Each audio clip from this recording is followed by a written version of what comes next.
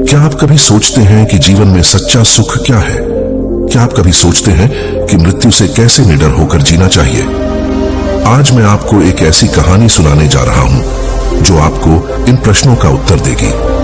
आइए कहानी शुरू करते हैं। इससे पहले कि आप इस कहानी में खो जाइए, अभी इस चैनल को सब्सक्राइब कर लें। एक बार की बात है, एक नौजवान युवक बुद्ध के पास आता है और उनसे कहता है कि हे बुद्ध, क्या आप मेरे एक सवाल का जवाब देंगे? बुद्ध ने मुस्कुराते हुए कहा कि पूछो, क्या पूछना है?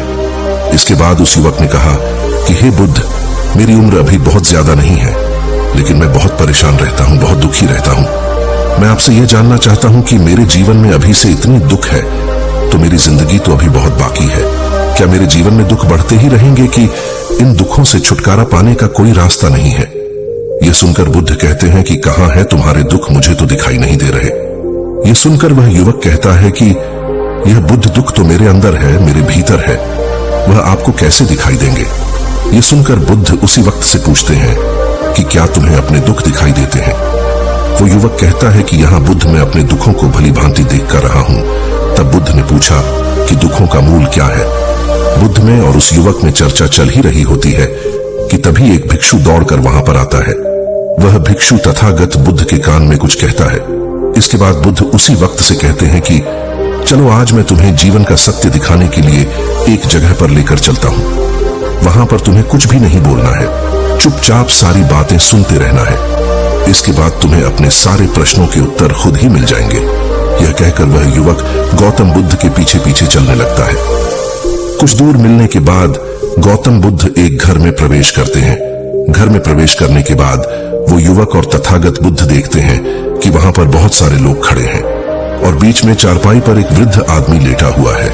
बुद्ध को देखते ही सभी लोगों ने उनके लिए रास्ते बनाई और बुद्ध उस आदमी के पास वहीं उसके चारपाई पर जाकर बैठ जाते हैं। वो युवक भी पास में ही बैठ जाता है। इसके बाद वृद्ध आदमी जो चारपाई पर लेटा हुआ था कहना शुरू करता है कि हे बुद्ध, मैं नहीं जानता कि मेरे जीवन में कितनी सांसें और बचे हैं। पता नहीं किस वक्त मुझे भगवान के घर से बुलावा जाए। मैं मरने से पहले अपने कुछ सवालों के जवाब आपसे जानना चाहता हूं। मुझे पता है कि उन सवालों के जवाब आप ही मुझे दे सकते हैं, इसीलिए मैंने आपको यहां पर बुलाया है। इसके बाद उस वृद्ध आदमी ने कहना शुरू किया कि हे बुद्ध, अपने आखिरी वक्त में मुझे अपने बचपन के दिन बहुत याद आ रहे हैं। मैं अपने बचपन के दिनों को याद करता हूं और सोचता हूं कि वो भी क्या दिन थे, ना कुछ पाने की फिक्र, ना कुछ खोने का गम। बचपन के उन दिनों को याद करके मेरी आंखों में आंसू आ जाते हैं। मुझे लगता है कि कितनी आजादी थी उस समय, मेरा मैन कितना खुला हुआ था। मन में कुछ भी पाने की इच्छा नहीं थी। जिस भी खेल में लग जाते थे उसी खेल में पूरे दिन लगे रहते थे। लेकिन कुछ समय बाद जैसे जैसे मैं बड़ा होने लगा वैसे वैसे लोग मुझे जिंदगी की दौड़ में आगे निकलने के लिए कहने लगे। मेरे पिता अक्सर मुझसे कहा करते थे कि तुम पढ़ाई में अपने भाई जैसे क्यों नहीं हो, तुम दूसरे लोगों से पीछे क्यों रहते हो? यह सब सुनकर मेरा मन बहुत बेचैन रहने लगा। लोग मुझे बहुत ताने मारते थे क्योंकि ना तो मैं खेल में अच्छा था और ना ही पढ़ाई में अच्छा था। सब लोग मुझे किसी और की तरह बनने के लिए कहते थे और उन तानों से तंग आकर मैंने जीवन में कुछ हासिल करने का निश्चय किया।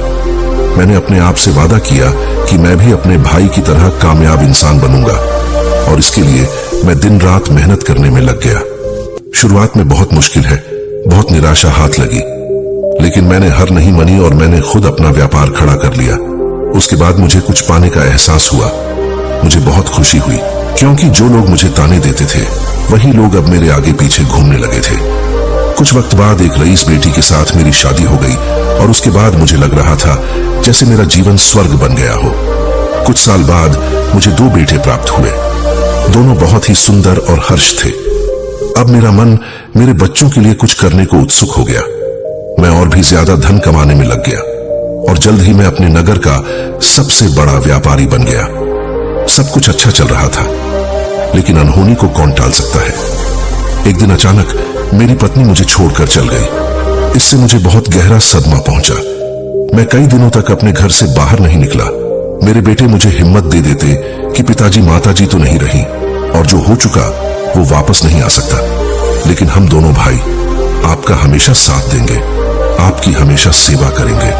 आपको किसी बात की कोई चिंता करने की आवश्यकता नहीं है। और धीरे धीरे मैंने भी अपने मन को समझा लिया कि अब तो मुझे अपने प्रिय पत्नी के बिना ही जीना पड़ेगा। इसीलिए मैंने अपना मन अपने बेटों के साथ जोड़ लिया। उनकी खुशी में ही मुझे खुशी होती थी, उनके दुख में ही मुझे दुख होता था। इसके बाद मैंने कहा कि ही बुद्ध जीवन चक्र में अक्सर मुझे महसूस होता था कि आखिर जीवन क्या है, जीवन को उसके गहराइयों में कैसे जाना जाए, ये कैसे जाना जाए कि मैं कौन हूं और मैं इस दुनिया में क्या करने के लिए आया हूं। ऐसे तमाम सवाल मेरे मन में उठते रहते थे और मुझे आपके बारे में भी पता चला कि बुद्ध ऐसी ध्यान की प्रणालियों बताते हैं जिससे जीवन का मतलब समझा जा सकता है। लेकिन मैं हमेशा सोचता रहता था कि पहले मैं अपने जीवन से दुखों और परेशानियों को दूर कर देता हूं, उसके बाद ध्यान में मैं अपना पूरा मन लगाऊंगा। और यही सोच सोचकर मैं कभी ध्यान नहीं कर पाता था। धीरे धीरे वक्त भी तरह और आखिर में उम्र ढलने के बाद में बीमार पड़ गया। वैसे मेरे जीवन में कोई कमी नहीं रही। मेरे बेटों ने मेरा अच्छा साथ दिया, मैंने जीवन में बहुत कुछ हासिल भी किया। लेकिन अब मैं अपने जीवन में अगर पीछे मुड़कर देखता हूं तो मुझे एहसास होता है कि मेरे बचपन के दिन ही सबसे प्यारे दिन थे। तब उस आदमी ने बुद्ध से पूछा, मैं चंद मिनट का मेहमान हूं, ये मैं जानता हूं, लेकिन क्या कुछ ऐसा सूत्र मुझे बता सकते हैं जिससे कि मैं सुकून से मर सकूं, मेरे मन के सारे सवाल जवाब शांत हो जाए और मैं जीवन का असली मतलब समझकर मर सकूं। यह सुनकर बुद्ध ने कहा कि हर इंसान को बचपन के दिन प्रिय क्यों होते हैं, क्योंकि उस समय उसे कोई भी चिंता ही नहीं रहती, वो आजाद होता है, उसके मन में कोई लालसा नहीं होती, जिस काम में भी लग जाता है उसी में मग्न हो जाता है। लेकिन जैसे जैसे इंसान की आयु बढ़ाने लगती है वैसे वैसे उसकी इच्छाएं, उसकी कामनाएं दिन ब दिन बढ़ती जाती हैं और इसीलिए अक्सर इंसान भविष्य की तैयारी में लगा रहता है या फिर अतीत के बारे में सोचता रहता है और वह वर्तमान में जीना भूल जाता है। और वहीं अगर हम किसी छोटे बच्चे को देखें तो उसके लिए कोई भविष्य या कोई अतीत नहीं होता, उसके लिए बस वर्तमान होता है और इसीलिए वो वर्तमान में पूरा आनंदित होकर रहता है। तुमने अपना पूरा जीवन अपनी कामयाबियों, अपने बेटों, अपनी पत्नी और अपने भविष्य की योजनाओं में ही बिता दिया और तुम हमेशा यही सोचते रहे कि पहले मैं अपने जीवन को व्यवस्थित कर लेता हूं और उसके बाद सत्य की खोज करूंगा, उसके बाद ध्यान करूंगा। लेकिन हम यह भूल जाते हैं कि कल कभी नहीं आता, भविष्य की योजनाएं कभी पूरी नहीं होती। जब एक योजना पूरी होती है तो हमारा मन दूसरी योजनाएं बना लेता है और इस प्रकार जीवन चक्र चलता रहता है। और अब आखिरी समय में जब मृत्यु तुम्हारी सैया पर लेटी हुई है तो तुम्हें एहसास हो रहा है कि मैंने जीवन में कुछ भी हासिल नहीं किया। अब तुम्हें लग रहा है कि जो भी तुमने किया उसमें से तुम एक सुई भी अपने साथ नहीं ले जा सकते। अगर यही बात तुम उसे वक्त समझ लेते, मृत्यु कभी निश्चित होकर नहीं आती, वो तो कभी भी आ सकती है। अगर ये बात उसे वक्त तुम्हारा मन समझ लेता तो तुम उसी वक्त ध्यान और सत्य की खोज में लग जाते। तुम कोई ऐसी चीज खोजने की कोशिश करते जो तुम्हारे साथ जा सके, जो तुम्हें परिपूर्णता से मरने का मार्ग दिखा सके। उसे वृद्ध आदमी ने हाथ जोड़कर बुद्ध से कहा कि बुद्ध, यह तो मैं जानता हूं कि मुझसे गलतियां हुई हैं, मैंने अपने जीवन को सार्थक रूप से जिया ही नहीं और इस बात का मुझे बहुत गहरे में एहसास हो चुका है। लेकिन मैं आपसे फिर से वही सूत्र जानना चाहता हूं कि क्या मैं अभी परिपूर्ण था के साथ नहीं मर सकता? क्या मुझे अभी सत्य की कोई झलक नहीं मिल सकती? यह सुनकर बुद्ध ने उसे आदमी का बहुत सहलाते हुए कहा कि अब तो एक ही सूत्र समझने लायक रह जाता है और वो सूत्र ये है कि तुमने जीवन में जो कुछ भी पाया या जो कुछ भी खोया वो सब यहीं पर छोड़कर चले जाओ, उसे अपने मन के साथ जोड़कर मत ले जाओ। अपने मन में यह भाव पैदा करो कि तुमने अपने जीवन से बहुत कुछ सीख लिया और वास्तविकता में तुमने अपने जीवन में बहुत प्रगति की है, क्योंकि तुमने यह जान लिया है कि जीवन में कुछ भी सार्थक नहीं है और यह जानना भी बहुत बड़ी उपलब्धि होती है। लोग जीवन भर जीते जीते मर जाते हैं लेकिन उन्हें जीवन की निरर्थकता का कोई पता नहीं चलता। इसीलिए अभी अपने मन से सारे सवाल गिरा दो और यह भाव पैदा करो कि जीवन में जो कुछ जानने जैसा था वह मैंने जान लिया है और अब जीवन में कुछ भी जानने जैसा नहीं बचा है। जब तुम इस भाव, इस बोध से भर जाओगे तो तुम बिल्कुल खाली होकर मृत्यु को प्राप्त हो जाओगे और वास्तविकता में यही मरने की कला होती है। हमने जीवन में जो कुछ भी पाया, जो कुछ भी खोया, वो इसी दुनिया का था और वह यहीं पर रह जाएगा। हमारे साथ कुछ भी नहीं जाएगा, हम खाली जाएंगे, हम बिल्कुल खाली जाएंगे।